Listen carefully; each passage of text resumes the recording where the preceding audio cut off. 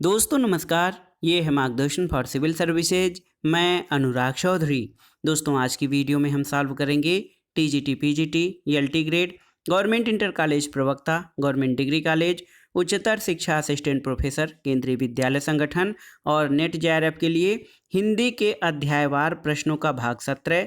इसमें हम छायावाद से संबंधित महत्वपूर्ण प्रश्नों को कंटिन्यू करेंगे। दोस्तों ये प्रश्न आपके आगामी परीक्षाओं के लिए बहुत ही उपयोगी और महत्वपूर्ण हैं, इसलिए इनको तैयार करना बहुत ज़रूरी है। तो आइए शुरू करते हैं हिंदी के अध्यायवार प्रश्नों का महत्वपूर्ण हल, छायावाद से संबंधित महत्वपूर्ण प्रश्न। आज की वीडियो का जो पहला प्रश्न है आप देख सकते हैं कि निम्नलिखित पुस्तकों में से किसकी भूमिका को छायावाद का घोषणा पत्र कहा जाता है, आपको बताना है। अनामिका, पल्लव, परिमल या कामायनी। तो सही उत्तर है ऑप्शन बी, पल्लव। दोस्तों सुमित्रा नंदन पंत के पल्लव की भूमिका को छायावाद का घोषणा पत्र स्वीकार करते हुए डॉक्टर नगेंद्र ने कहा था, पल्लव की भूमिका हिंदी के छायावाद का आविर्भाव का ऐतिहासिक घोषणा पत्र है। साथ ही उन्होंने माना कि पल्लव की भूमिका में पंत ने भाषा, अलंकार, छंद, शब्द और भाव के सामरस्य पर विचार व्यक्त किए हैं, जिससे ये स्पष्ट है कि कवि भाषा के प्रयोग में कितना जागरूक और तत्पर है। तो याद रखिएगा दोस्तों, पल्लव की भूमिका को छायावाद का घोषणा पत्र कहा जाता है, जो कि प्रकृति के सुकुमार कवि सुमित्रा नंदन पंत की रचना है। अगला प्रश्न है, निम्नलिखित में से कौन सी रचना महाकाव्य नहीं है?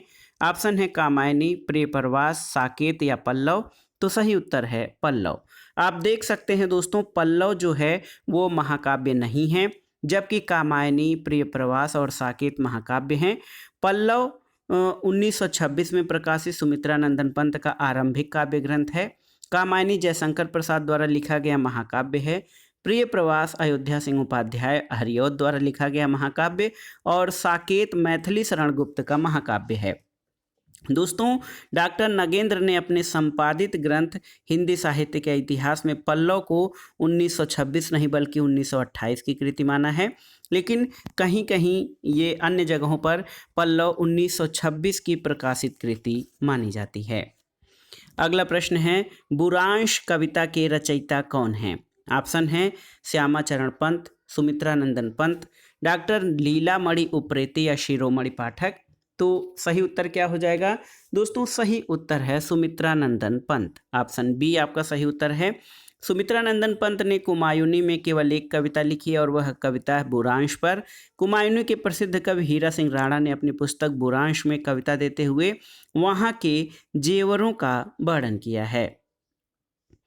अगला प्रश्न है, बहुत ही महत्वपूर्ण है दोस्तों, हिंदी साहित्य में महाप्राण किस कवि के लिए प्रयुक्त होता है?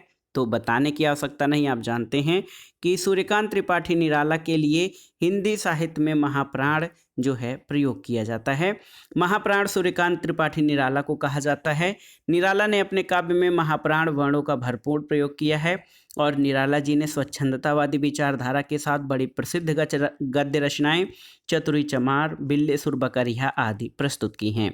कुछ अन्य महत्वपूर्ण तथ्यों को देख लेते हैं। निराला जी ने अपनी विवाहिता पुत्री के निधन से क्षुब्ध होकर सरोज स्मृति की रचना की। निराला जी ने कलकत्ता में रामकृष्ण मिशन के पत्र समन्वय का संपादन भार भी संभाला। इसके बाद मतवाला के संपादक मंडल में रहे।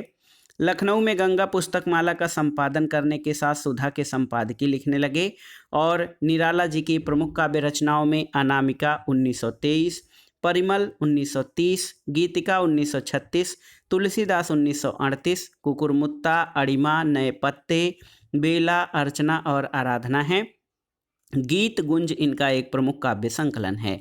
परिमल में गीत भी हैं और मुक्तक छंद भी, मधुर भावों से अनुप्राणित प्रणय गीत भी हैं।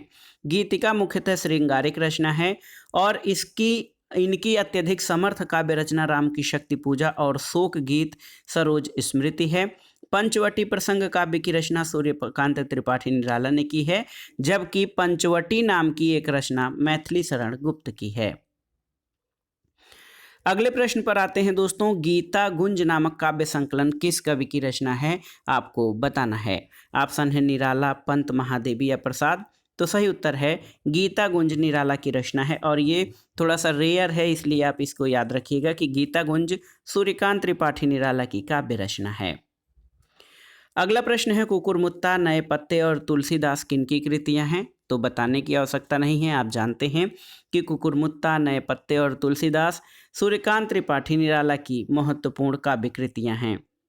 अगला प्रश्न है पंचवटी प्रसंग काव्य के रचयिता कौन है? तो उत्तर है पंचवटी प्रसंग काव्य के रचयिता निराला हैं।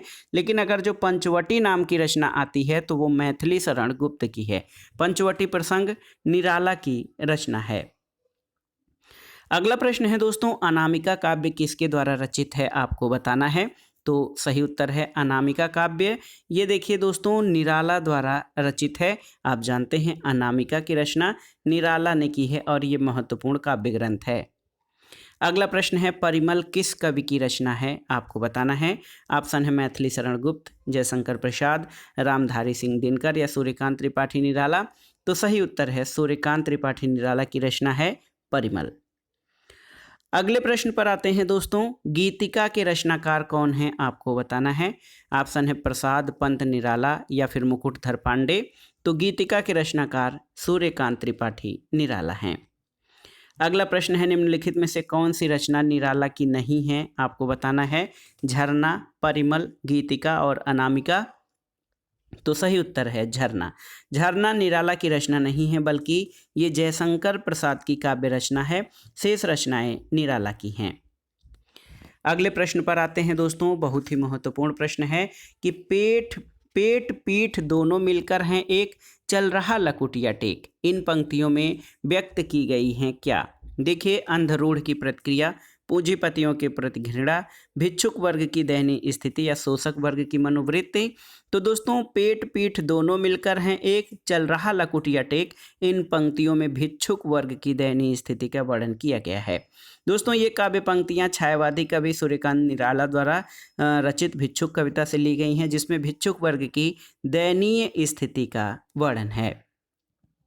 अगला प्रश्न है निराला का जन्म कहाँ हुआ था? तो उत्तर है निराला का जन्म बंगाल में हुआ था और स्वच्छंदतावादी विचारधारा के ये महत्वपूर्ण कवि रहे और इनका जन्म 21 फरवरी 1896 को महिषादल मेदिनीपुर बंगाल नामक ग्राम में हुआ था। इनका पैतृक गृह उत्तर प्रदेश के उन्नाव जिले के गढ़ाकोला गांव में था। इनके पिता का नाम राम सहाय त्रिपाठी और पत्नी का नाम मनोहरा देवी था। 15 अक्टूबर 1961 को इलाहाबाद अब प्रयागराज में इनका निधन हुआ। कुछ पुस्तकों में इनके जन्म का वर्ष 1897 दिया गया है। अगला प्रश्न है दोस्तों, साहित्यिक क्षेत्र में सर्वाधिक विरोध किसका हुआ था? ऑप्शन है प्रसाद, निराला, दिनकर और हरिऔध। तो सही उत्तर है निराला। दोस्तों, निराला को केवल व्यक्ति के रूप में ही परिस्थितियों का तीव्र विरोध नहीं सहना पड़ा, वरन कवि के रूप में भी उनका प्रबल विरोध हुआ। इसका प्रधान कारण तो उनकी मौलिकता है, जो कवि के दीप्त अहंकार की साहित्यिक अभिव्यक्ति है। सन 1916 में जूही की कली का प्रकाशन उस युग के साहित्य चेताओं के लिए एक चुनौती बनकर सामने आया।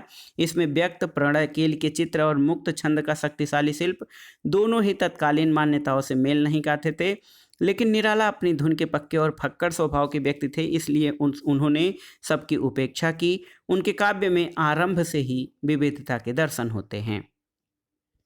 अगले प्रश्न पर आते हैं, वह उस शाखा का वन विहंग उड़ गया, मुक्त नभ निस्तर रंग, पंक्तियां किस छायावाद की कवि हैं, रचनाएं हैं? तो वह उस शाखा का वन विहंग उड़ गया, मुक्त नभ निरस्त रंग, ये पंक्तियां किस छायावादी कवि की हैं? तो सही उत्तर है सूर्यकांत त्रिपाठी निराला की। दोस्तों, ये पंक्तियां छायावाद के कवि सूर्यकांत त्रिपाठी निराला की हैं। निराला को महाप्राण वर्णों का अधिक प्रयोग करने के कारण महाप्राण निराला भी कहा जाता है। अगला प्रश्न है, निम्न पंक्तियां किस प्रसिद्ध लंबी कविता से ली गई हैं? प्रतिपल, परिवर्तित व्यूह, भेद कौशल समूह, राक्षस विरुद्ध प्रत्यूह, क्रुद्ध कपि विषम। तो ये पंक्तियां किस कविता से उद्धृत हैं? तो दोस्तों, ये पंक्तियां निराला द्वारा रचित राम की शक्ति पूजा से ली गई हैं। इसमें कवि ने राम रावण युद्ध का वर्णन करते हुए धर्म और अधर्म के शाश्वत संघर्ष का चित्रण किया है, जिसमें राम धर्म के प्रतीक और रावण अधर्म का है। राम की शक्ति पूजा की रचना 1936 में प्रकाशित हुई थी और निराला की लंबी रचना कविता है राम की शक्ति पूजा, सरोज स्मृति, बादल राग, तुलसीदास और कुकुरमुत्ता।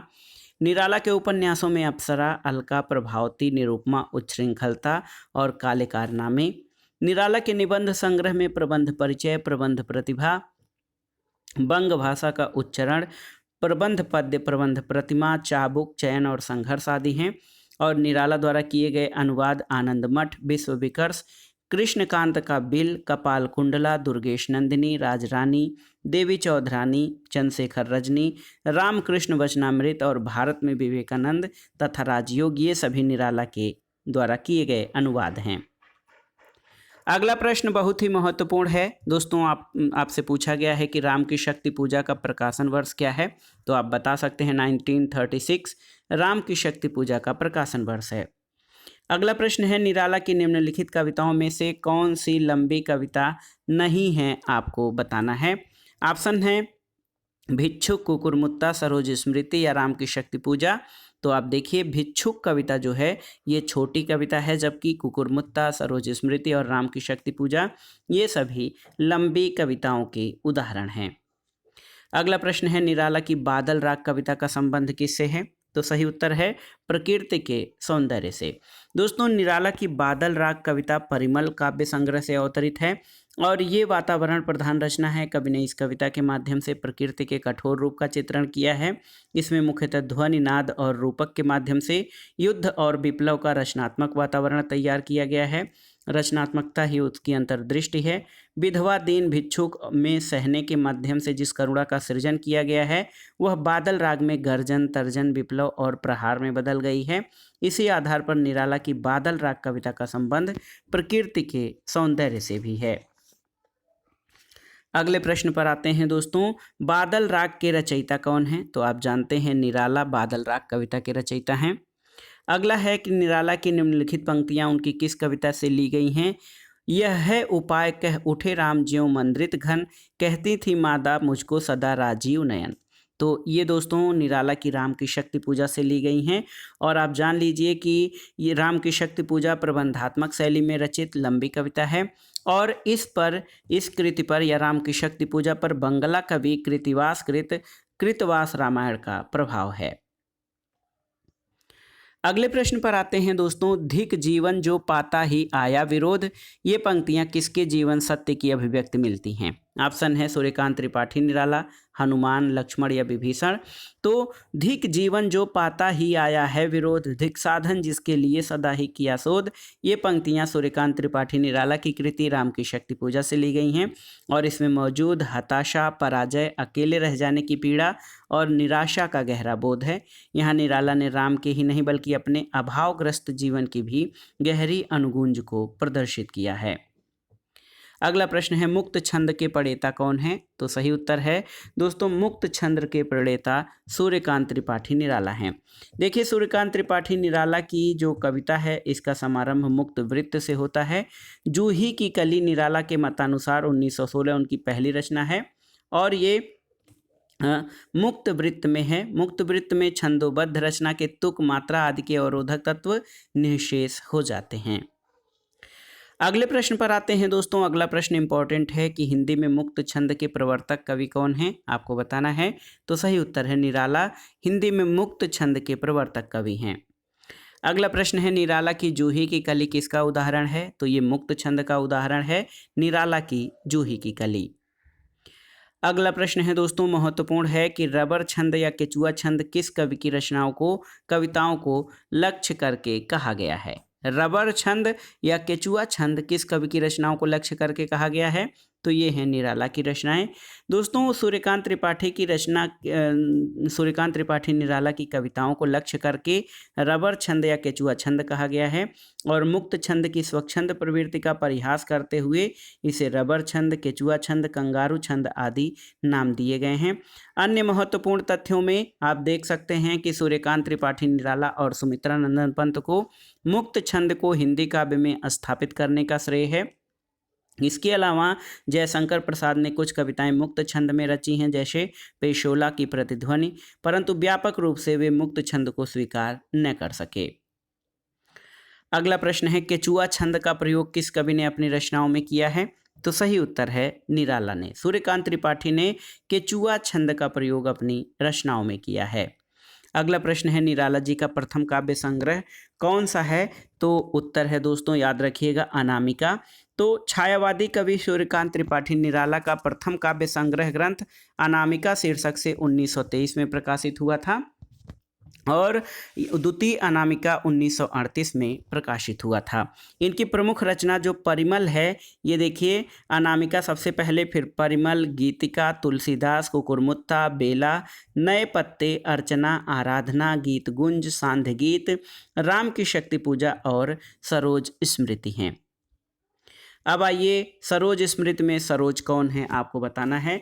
तो हमारे कई साथी जानते हैं कि सरोज स्मृति में सरोज निराला की पुत्री हैं और सरोज स्मृति 1935 में प्रकाशित सूर्यकांत त्रिपाठी की विरह स्मृति का काव्य है, जिसमें इन्होंने अपनी पुत्री सरोज के जीवन के 18 वर्षों का मार्मिक चित्रण किया है। पुत्री सरोज की असमय मृत्यु हो जाने से निराला का कवि हृदय इस मार्मिक कृति को अभिव्यक्ति देता है।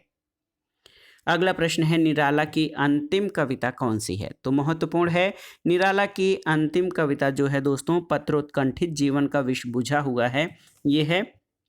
तो आप देखिए, सूर्यकांत त्रिपाठी निराला की अंतिम कविता है पत्रोत्कंठित जीवन का विष बुझा हुआ है, आशा का प्रदीप जलता है हृदय कुंज में, अंधकार पथ एक रश्मि से सूझा हुआ है और दिग निर्णय ध्रुव से जैसे नक्षत्र पुंज में। तो ये 1961 में लिखी गई है। इस कविता के एक पंक्ति है, सिद्ध योगियों जैसा यह साधारण मानव ताक रहा है भीष्म सरों के कठिन सेज पर। तो ये दोस्तों महत्वपूर्ण पंक्तियां, पत्रोत्कंठित जीवन का विष बुझा हुआ है, तो ये सूर्यकांत त्रिपाठी निराला की अंतिम कविता है। अगला प्रश्न है, प्रिय स्वतंत्र रहो अमृत मंत्र नौ पंक्ति वाली कविता का संबंध किससे है? तो ये सूर्यकांत त्रिपाठी निराला से इसका संबंध है। तो आप देख सकते हैं, प्रिय स्वतंत्र रहो अमृत मंत्र नौ पंक्ति वाली कविता का संबंध सूर्यकांत त्रिपाठी निराला से है।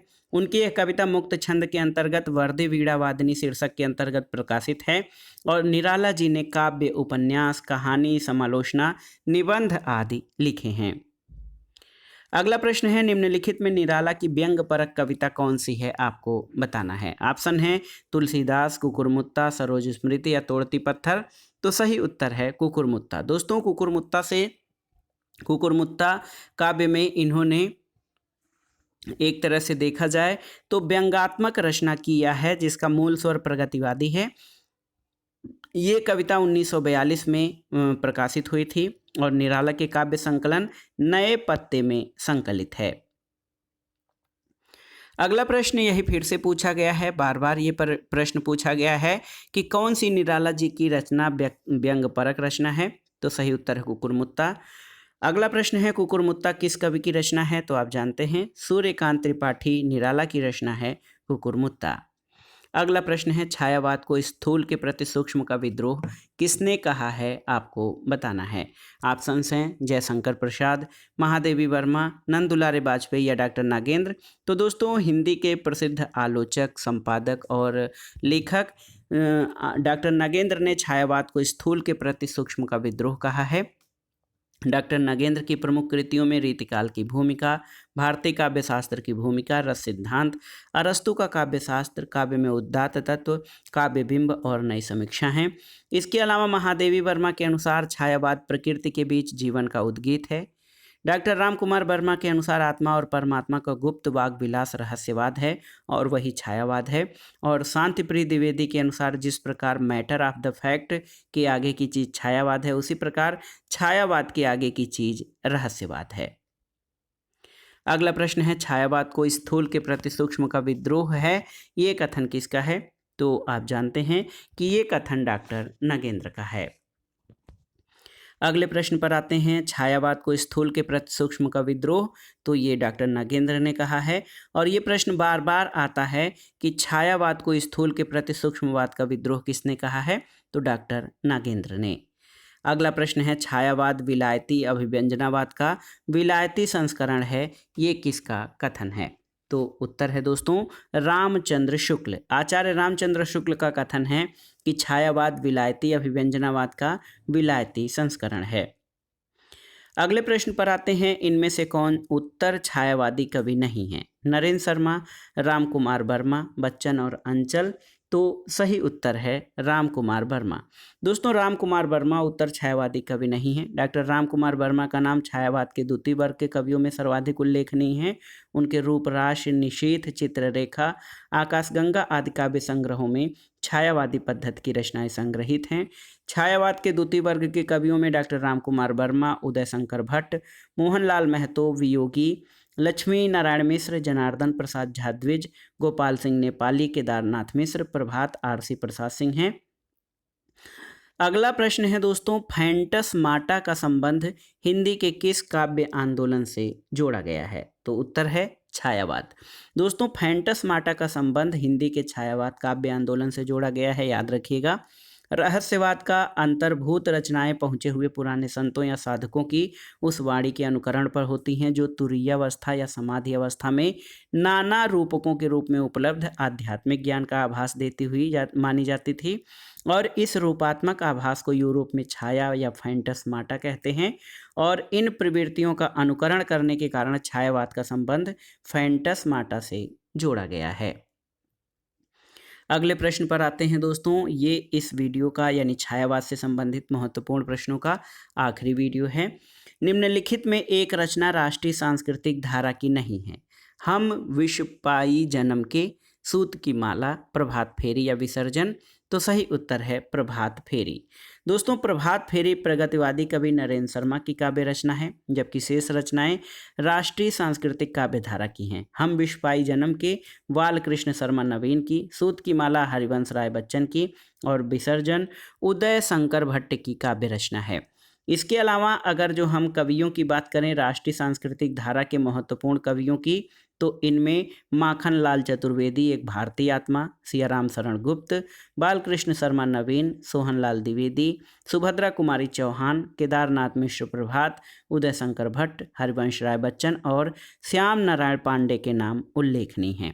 तो दोस्तों ये था आज का वीडियो। इसमें हमने TGT, PGT, LT grade, GIC, government degree college, higher education assistant professor, Kendriya Vidyalaya संगठन और नेट जेआरएफ के लिए हिंदी के महत्वपूर्ण प्रश्नों को सॉल्व किया। इसमें हमने छायावाद से संबंधित महत्वपूर्ण प्रश्नों को कवर किया है। आगे हम हिंदी साहित्य के आधुनिक काल के अंतर्गत प्रगतिवाद से संबंधित महत्वपूर्ण प्रश्नों को सॉल्व करेंगे, जो आपके आगामी परीक्षाओं के लिए बहुत ही उपयोगी होगा। दोस्तों वीडियो आपको कैसा लगा हमें कमेंट बॉक्स में ज़रूर बताइएगा। वीडियो को लाइक करें, शेयर करें और इस चैनल मार्गदर्शन फॉर सिविल सर्विसेज को सब्सक्राइब करें। वीडियो देखने के लिए धन्यवाद। नमस्कार।